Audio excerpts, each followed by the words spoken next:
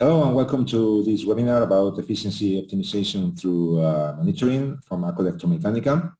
Let me first introduce ourselves.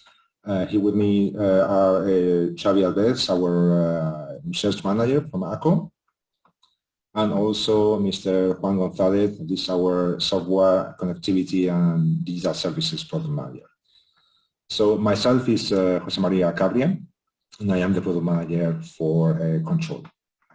So first of all, we would like to give you a brief update about what we are going to see today. Okay, so we are going to see a little bit about the context of efficiency in refrigeration facilities, where there are the potentials for energy saving, and what do we mean by efficiency at AKO, and also we will see a little bit of detail on 3 action lines in search of efficiency that we want to propose. Okay, so a little background about the cold chain and its impact on the environment. Here you are some key facts. For instance, 2.5% of total global CO2 emissions are due to refrigeration in the world. Or also, you also should surely know that about 2/3 of the energy in a supermarket depends on the refrigeration. And in this energy, there are big potential savings that are calculated more or less between 15 and 26% only in the cold rooms by using best practices. And this is important also because the total cost of ownership in a cold room, this total cost between 70 and 80% depends only on the electricity consumption. So it's very important to how to control these cold rooms to benefit of these optimizations in terms of energy. Also, it's important to know that it's not only talking about energy consumption, but also facts like the leakage of gases are also affecting to the installation optimization. Just to give you an idea, 20% of leakage in your installation are increasing the consumption by 15%, and this is completely exponential. The more you leak, the more you increase your consumption exponentially. If we talk about also about product care, it's important also to have a very optimized installation because 9% of the food is lost due to a poor storage temperature, to an incorrect temperature in the cold rooms or in the cabinets. It's so important to have the right temperature that, for instance, only 1 degree below the requirement temperature is going to increase your energy consumption in about 3%. Or in the opposite, if you have just 0.75 degrees above the optimum set point, it can take you to have a product losses of up to 11%. So just imagine how important it is to have the right temperature all the time. So as you can see, it's a big impact on the environment of the refrigeration, but the good news is that there are a lot of energy saving potential that we can address. What are the inefficient practice in cooling that usually we face in the market? For instance, the set point. Usually there are oversized set points, about 2 degrees below the necessary, just to be safer, let's say. The same thing applies with the defrost. We are applying between 4 and 6 defrosts per day because it's just a practice in the market. And of course, if we talk about door opening or fan regulation, this is a big problem in the market with very big opening of the doors without any control. Also, we can have a lack of regulation in the draining wirings, in the fans, in the lights that of course are not helping, or even the fact that you don't have rigid programming in the controllers and don't have a adaptive regulation is also bringing inefficiency. Of course, as we have seen, the gas shortage in the installation also will affect this. And last but not least, of course, the preventive maintenance of the installation will also help a lot to have the installation in the perfect shape, like avoiding the ice formation on the evaporators, for instance. There are also a lot of installations without any monitoring system or alarm system, so you know if you don't have the info, you cannot apply anything. And a lot of services that are taken care by manual temperature logins that are impossible to analyze, and I'm not bringing any value information from which you can take decisions. So for AKO, what does it mean efficiency? It's not only electrical consumption, as you can imagine right now as we are talking, it's also reduce the gas leakage, it's taking care of the product to minimize the product losses, reduce the maintenance costs, reduce the operational costs. You can automate that task will be much better. Increase the service life of the shelf life of the installation, and reduce the emissions, and of course contribute to a better image of the companies, and also try to put in place some controls to avoid bad practices. So basically we are proposing you 3 lines in search of the efficiency. One is to reduce the refrigerant gas leakage. That is one of the main problems in the refrigerant market worldwide. Just to give you an idea, the European average leakage is about 25%. And this 25% means that we are talking about also a 20% in the increasing of the electrical consumption. Depending on which type of establishment we are talking about, in a hypermarket, for instance, we can have around 10,000 to 18,000 euros per year, just the cost of the gas leakage, which is quite a lot of money. If we go to product care and product losses, there are also big impact on this. As we saw before, 9% of the products are lost because of bad temperature. And there are also a lot of installations that are working manually, so there are also a lot of operation costs due to lack of monitoring, as you can see there.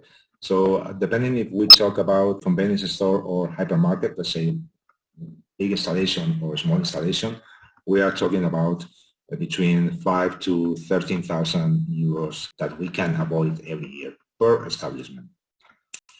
And finally, regarding cold rooms, we are also proposing you to take care of them and to optimize them, because as you can see, the cold rooms are big consumer of the supermarkets. More or less, as an average, 35% of the electrical consumption in the refrigeration installation of the supermarket comes from the cold rooms.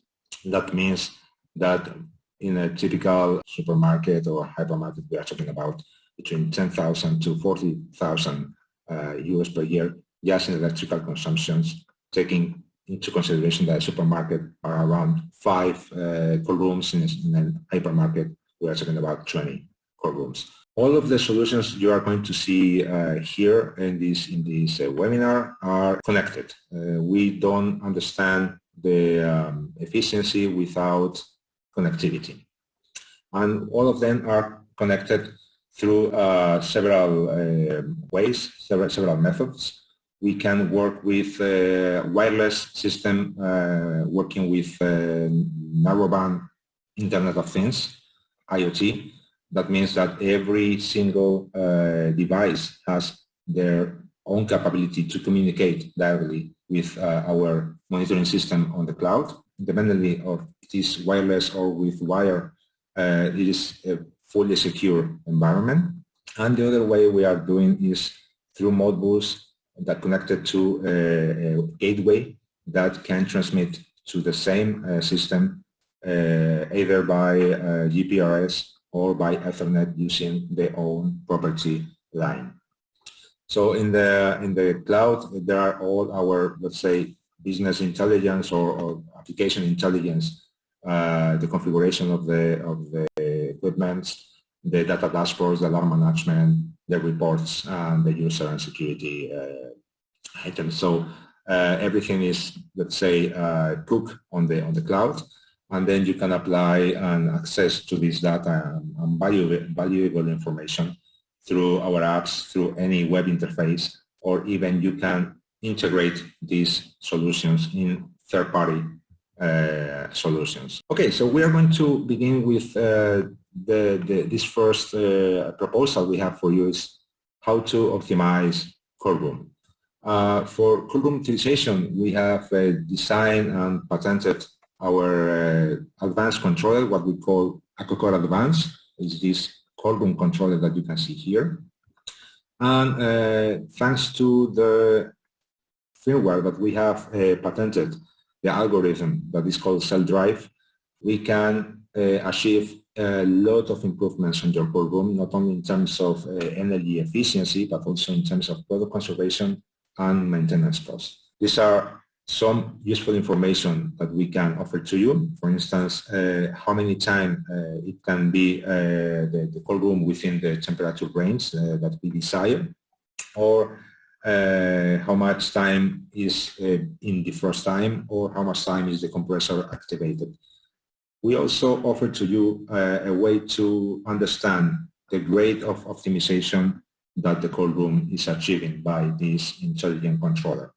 The higher or the closer this number is to 100%, the more optimal is the behavior of the cold room. But also we are giving to you different KPIs to detect how optimized is the cold room regarding energy efficiency, or regarding the product conservation, or regarding the maintenance costs. Within the cloud, we can also have a lot of information about the behavior and the use of the cold room. For instance, you have histograms to understand if the temperatures are concentrated in the range of temperatures that we desire. If we have these bars in this side, that means that we are consuming much more energy than we need because we are subcooling. And in the case of refrigerated cold rooms, we are also putting in risk the product because we would be freezing the products when we don't want to do that.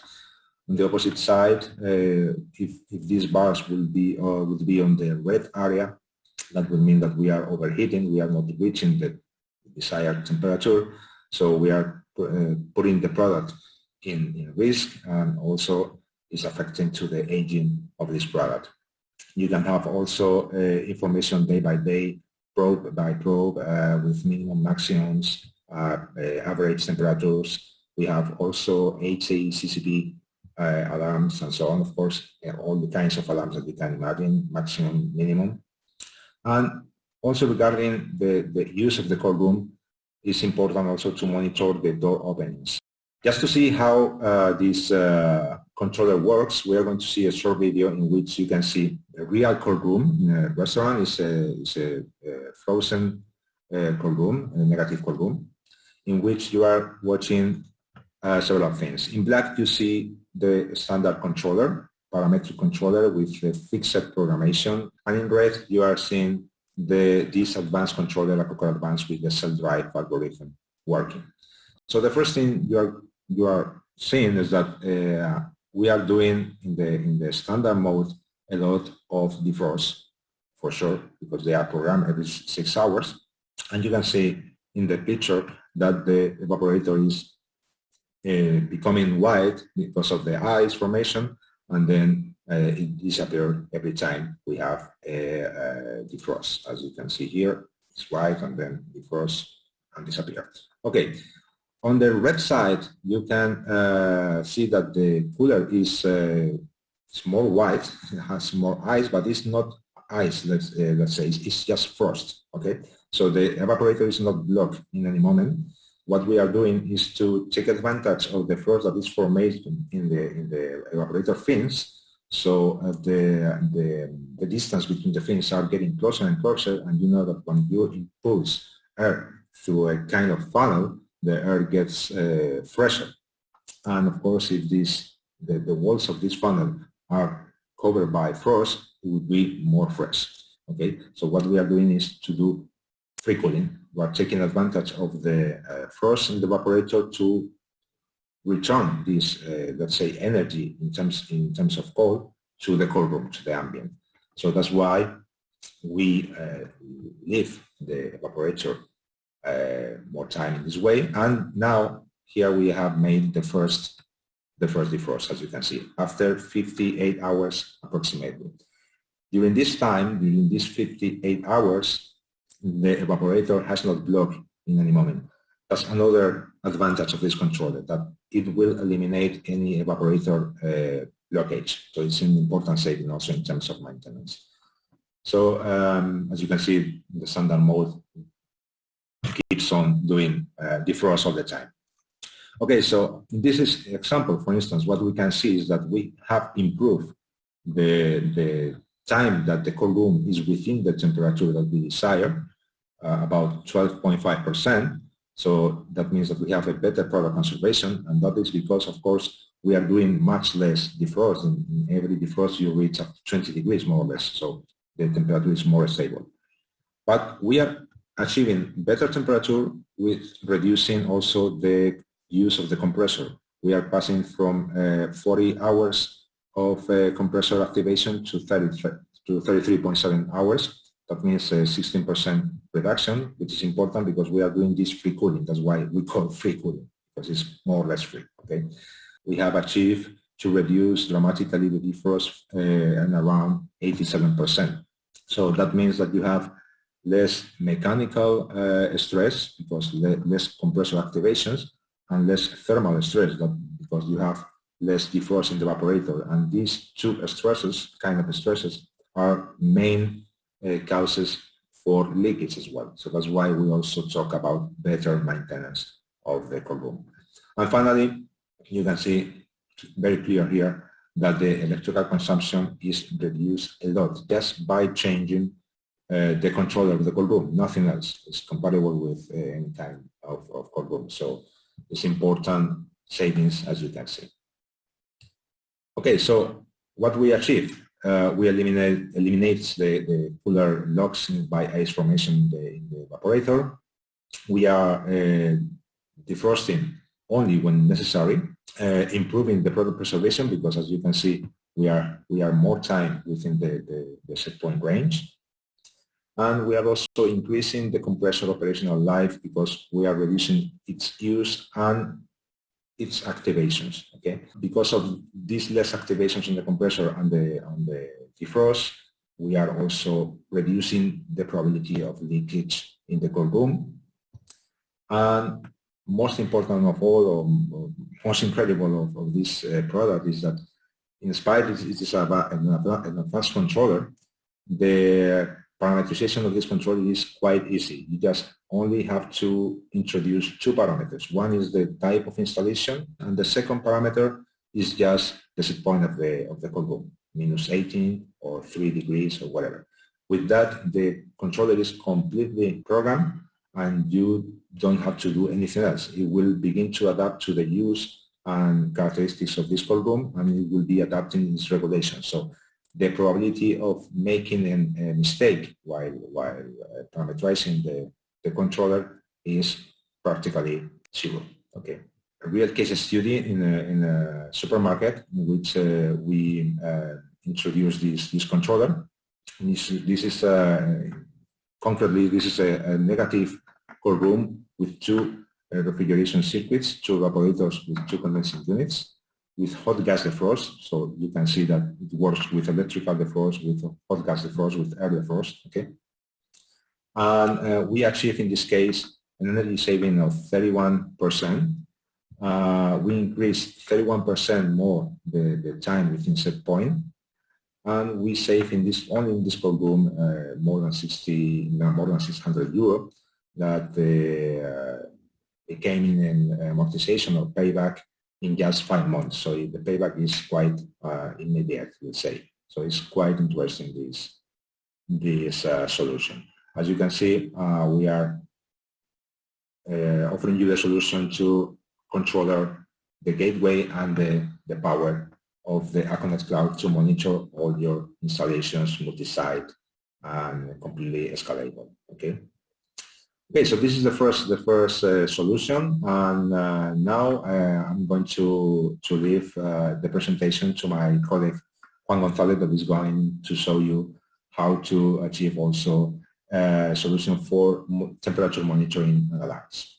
Thank you, Jose Maria. Yes, I'm going to present our battery-powered connected device that monitors and registers temperature and relative humidity, because we have to know that although we have temperature set points configured in our control units, in our refrigeration installation, the actual conditions that can be in the room, in the cabinet, or in the place we put our products can be quite different. So AKODATA is a system that allows us to verify and audit that these conditions, the desired conditions, are real and taken in place in the location. In addition, AKODATA also brings the possibility to get alarms, events, and all kind of notifications when specific situations of the cool conditions are reaching some aspects that should drive to a notification alarm that would be provided to anyone. Basically, this device that is cable-free is easily installed in the location where we want to measure the conditions, and we can provide not only current up-to-date data about the temperature and relative humidity, but also we can bring some contextualized information about what is the range of this of the situation in my installation. For example, here we can see that the temperature is 4.5 degrees, but we also see the range because conditions inside a refrigerator system are not constant, so we have a variation among time. Also, we can see this kind of variations in humidity. Some additional information can be provided thanks to the fact that the information is uploaded to the cloud, and also some calculations are done, so we can provide more decision or data that can be used for decision making. For example, we can provide easily percentage of time in range and time out of range that can support us if, and we can easily decide if these conditions are good enough or should drive to a modification or correction. We can in the other screen also provide information more from the business side. In the example we provide this second dashboard is providing how the conditions of temperature and humidity and the variations during all the time are affecting the products that we have inside the location. For example, variations in temperature could cause aging, an acceleration and different speeds of aging of the food. For example, if we can understand fresh fish can be affected if the temperature gets a long range of variation, and also different humidity conditions can bring to a drying acceleration of our food. This information brings a lot of value to our customers if they can use this information to decide if the actual condition in their facilities are affecting negativity to the quality of the products. We can provide some examples about how the data provided in our platform can help us to easily detect how the conditions are and correct if necessary.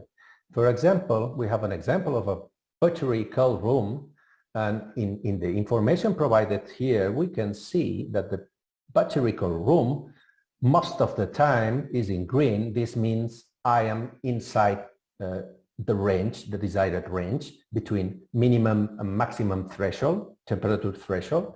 But we can see that also there is a considerable time below the minimum threshold and only a few times, very small times, over the maximum threshold.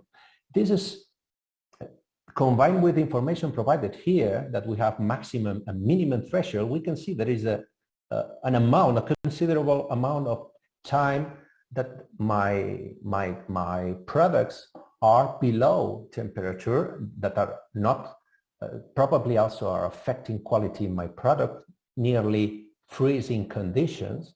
And this kind of visualization helped me to understand that probably we should check that the set point, temperature set point in my control needs a correction, just to move this graphic a little bit right and put most of the time between the range that is desired. This will, of course, causes a reduction in the energy waste that this facility is having, and also we will keep the product inside the ideal conditions, and best quality will be provided for our customers, for our consumers. A second example about how this can be easily, how the data provided can be easily addressing a correction would be a fish cold room. In this example, we can see and we can even understand how the behavior of this cold room is being during the day. We have small peaks here. These small peaks we understand that are the defrost. Every installation needs a defrost to avoid ice and to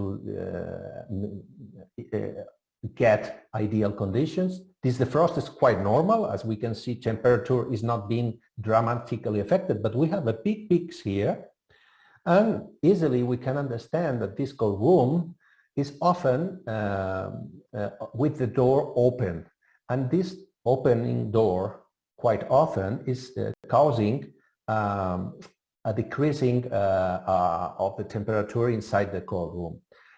As we can see here, the owner of the facility decided to check or to decrease the temperature set point. So most of the time, the cold room is in the minimum temperature area, and we have this prolongation or this extension of the temperatures to the positive side. These are the continuous opening doors during the day.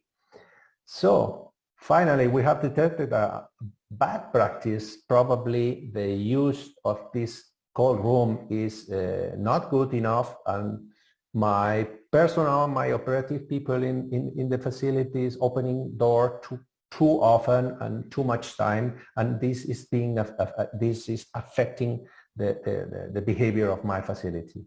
So as we can see, we are probably affecting the product quality and also provoking or causing a higher energy consumption that could be easily corrected if we implement best practices, like, for example, controlling time of these door openings.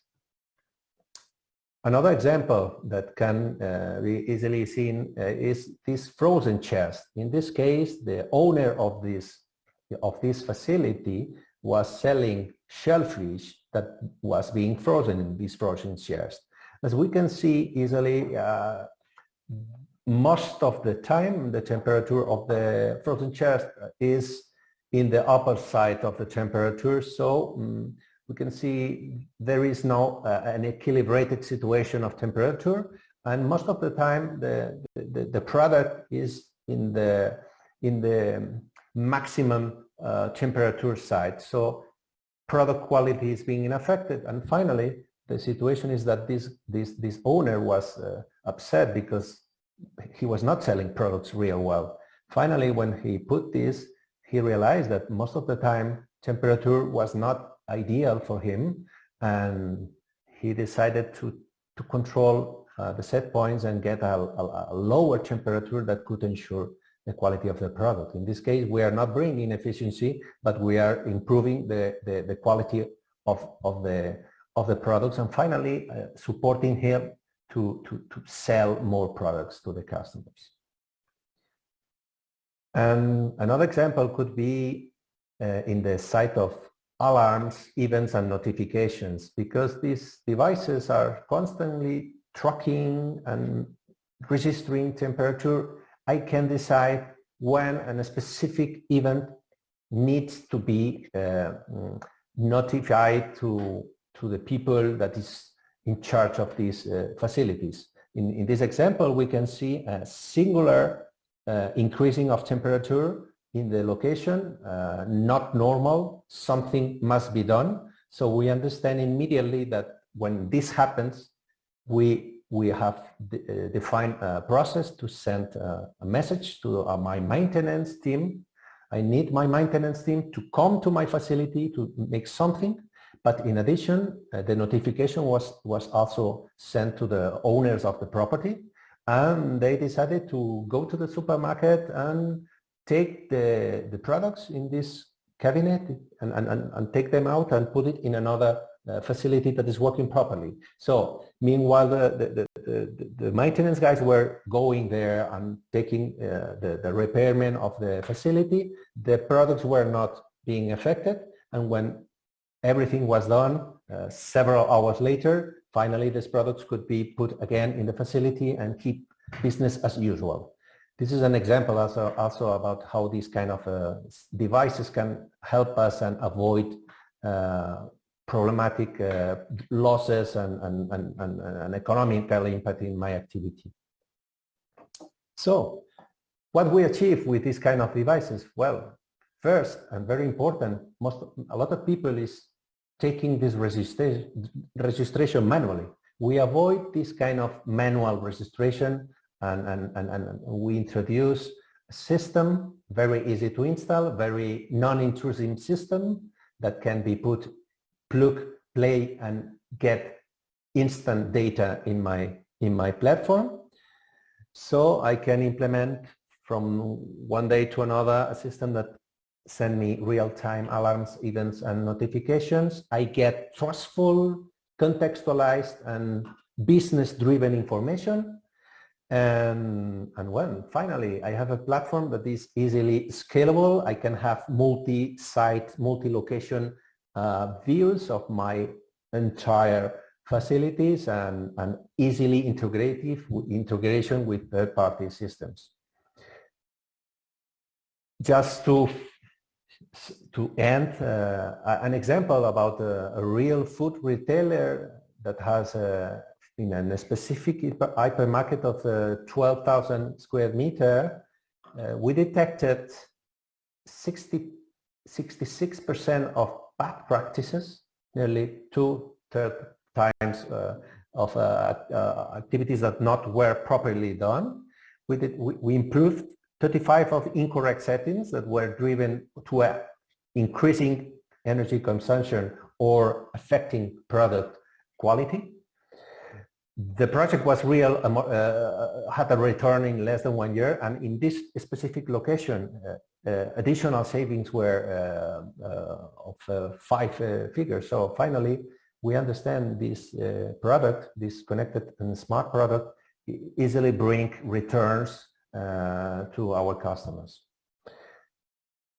Now, I would like to switch to my colleague, Xavi Alves, who will talk to you about the third topic, that is AKOGAS. Thank you. Thank you, Joan. Hello, everyone. This is Xavi Alves. I'm head of research at AKO, and I will present you the last solution related to efficiency in the cold chain management. And in this case, we will talk about refrigerant detection and more concretely about early detection of refrigerant leaks. As my colleague Jose Maria told before, this is one of the axes where we at AKO work in order to increase the efficiency of installations, is to detect and give tools to the maintenance teams to find leaks and repair them.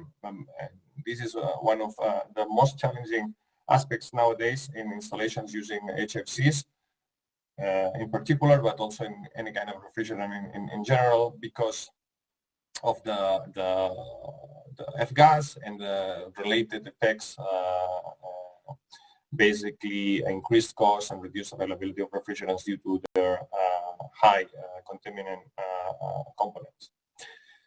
In this case, what we have done, we have developed a solution which is composed by a very accurate non-dispersive infrared sensor combined with a system that can track using as well IoT technologies all this information to the cloud.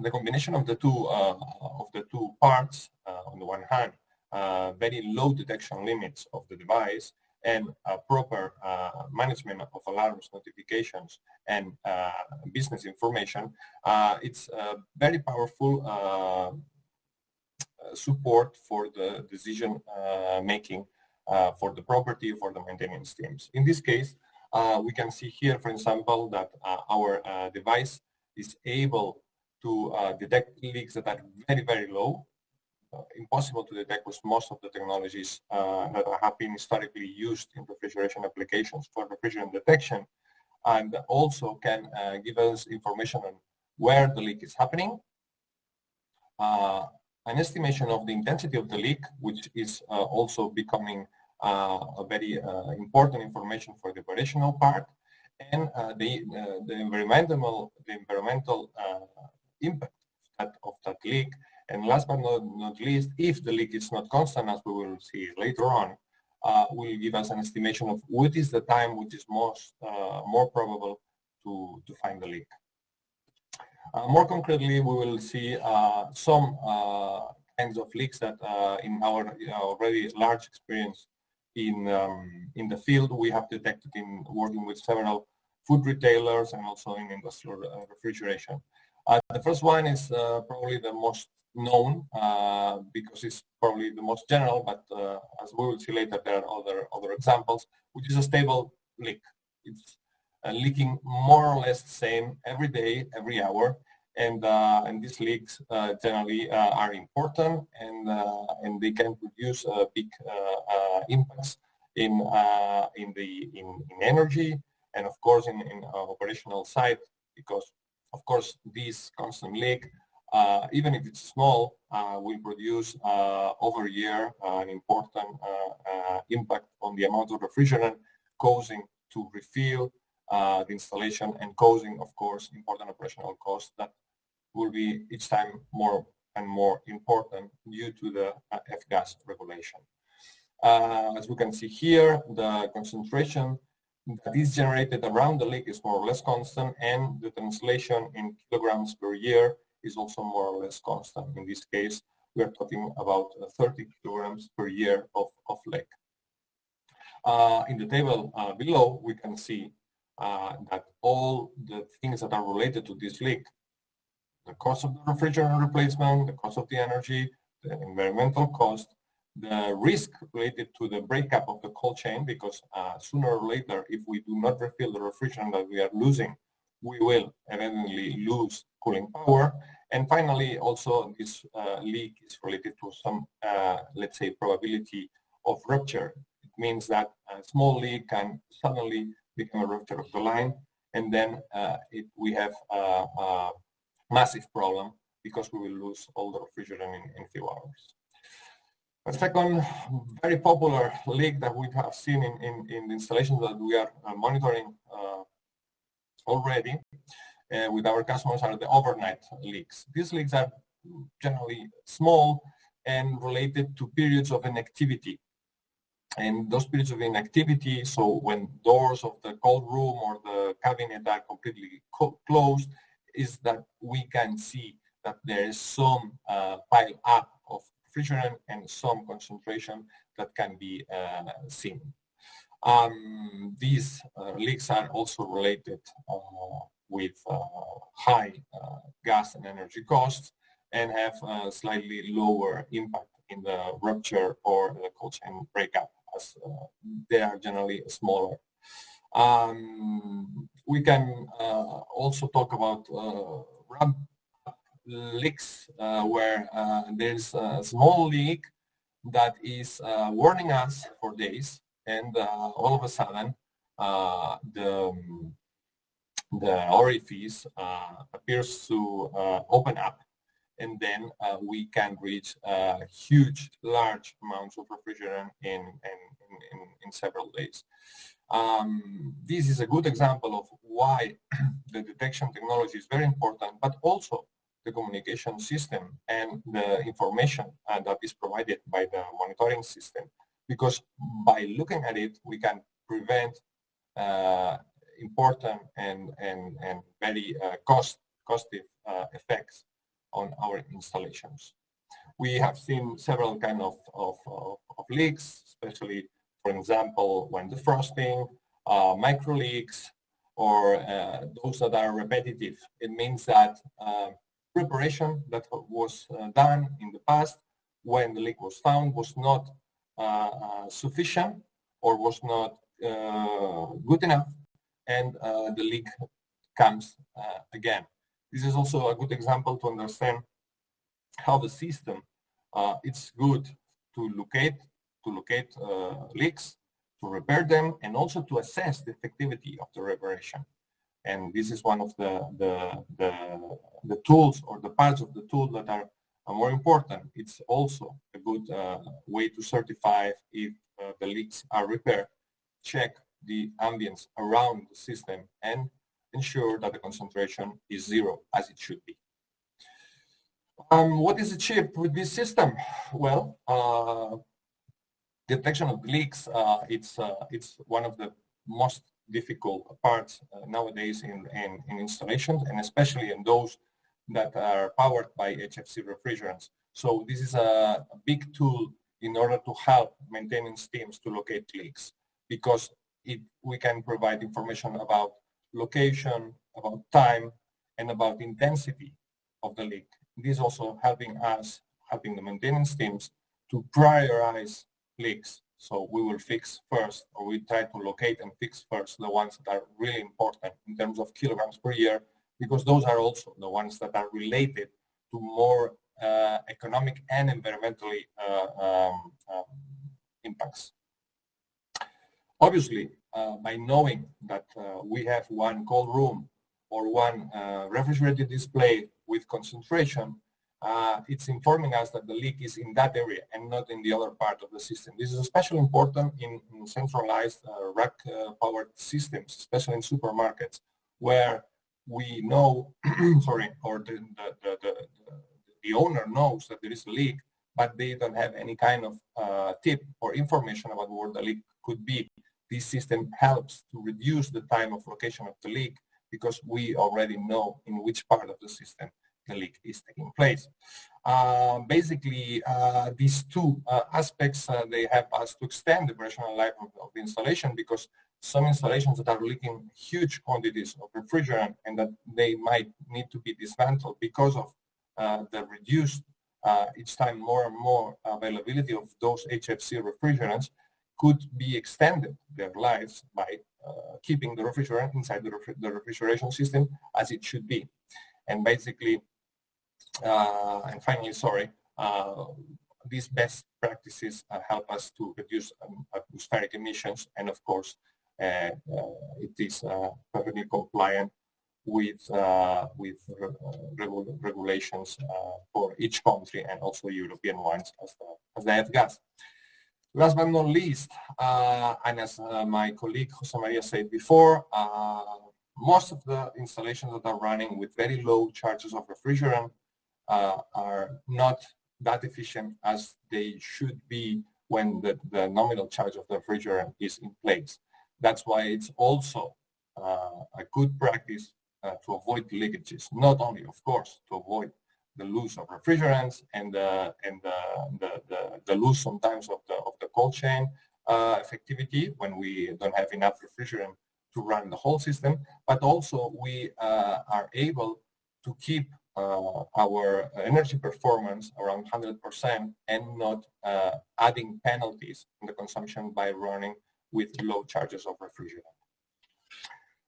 To end this block, we'll present briefly a real case study among the ones that we are already helping with this system. It's about 800 square meter supermarket with 6 cold rooms and 14 lines of refrigerant, 1 compression room, and we tackle this supermarket with 17 sensors. Okay, this supermarket used to have annual leak charge of 35%. It means that every 3 years they were refilling the whole system. This is quite close to the average that before Jose Maria presented to us. And by the installation of these 17 sensors, we were able, as we can see in the results, to reduce 90% of the leak reduction. So we moved from this 35% to some value below the 6% annually. Of course, the time that the maintenance team needed to find those leaks was reduced enormously by 80%. And the combination of these two facts is a reduction of time invested to locate leaks, reduction of refrigerant that is leaked, and also the increase on the energy efficiency made that the amortization of the system was about 9 months. And we also saved to the atmosphere and to the pocket of the owner 136 kilograms of refrigerant. Of course, this solution was composed, as we said, about one very sensitive and selective device powered by a non-dispersive infrared sensor, but also with a connectivity solution and a monitoring system that needed to be checked in order to produce these location of leaks and this fixing of leaks and these savings of refrigerant. So we hope that you had a good time following this webinar where we presented a general concept of efficiency in the cold chain, and we briefly talked to you about 3 different lines of efficiency based in control, based in monitoring of temperature and relative humidity, and based on leak detection. All 3 aspects and important parts of the efficiency of the cold chain. Thank you very much for your attention, and we hope to see you soon. Bye-bye. Thank you. Bye-bye.